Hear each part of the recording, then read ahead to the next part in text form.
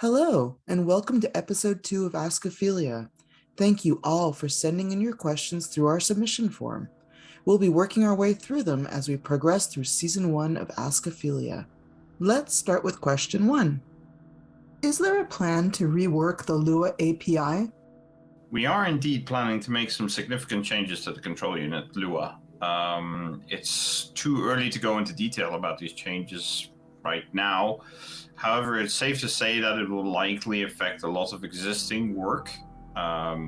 These changes are, however, planned to help future-proof the LUA configuration and allow it to be more accessible to everyone while allowing us to prepare for further updates to the LUA.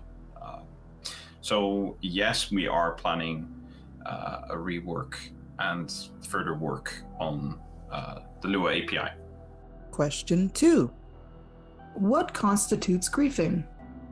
The idea behind griefing is that someone intentionally negatively affects another player's game experience without gaining any benefits. So, just for the sake of doing so.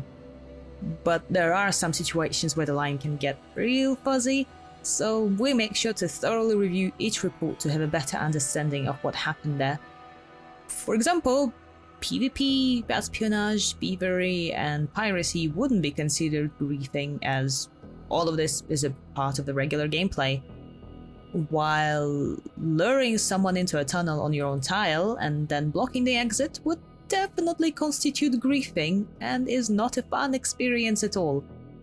We know that sometimes you have to mess with someone as a part of psychological warfare and roleplay, but we encourage players to use game mechanics to achieve their goals. Bans are our last resorts, but thankfully we haven't encountered situations yet that couldn't be resolved by words.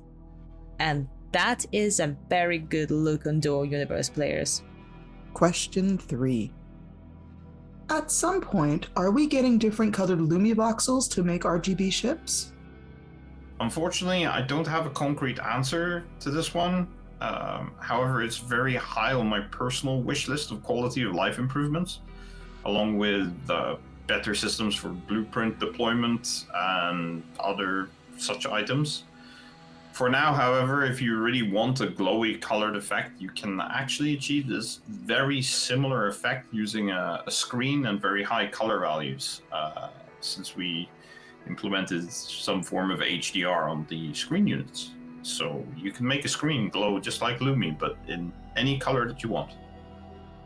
Question 4. If the FTUE and starting tutorials are to promote learning the various systems and ultimately getting out of the starting zones, why are there shuttles available to Alioth? All right, so that's a really good question. For me, the Alioth and also the Pioneer Zone itself, that's the area where the players started before we changed the FTUE.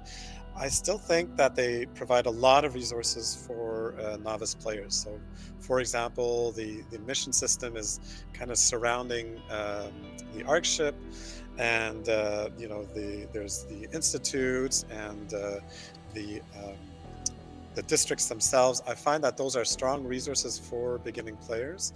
So I really like the fact that the players can go to another planet like Alioth and see it before having to go into space. They still have to, as you say, they still have the rite of passage to go into space, but that could happen from Alioth. And what I think is kind of important is that a player who wants to concentrate on ground-based things like construction or mining or industry, that they can actually go onto Alioth and then find a place to set up the territory and then set up their factories or whatever they want without necessarily needing to build a ship that brings them into space, because they might not actually be interested in that part of the game. So that's why I stuck with keeping the shuttles and having them not be a gate. Because the game still has a lot to offer to somebody who gets into space afterwards. Question 5. Do you think that 1,000 liters per hour of T5 on the alien cores is far too much production compared to the resources available on the planets and asteroids?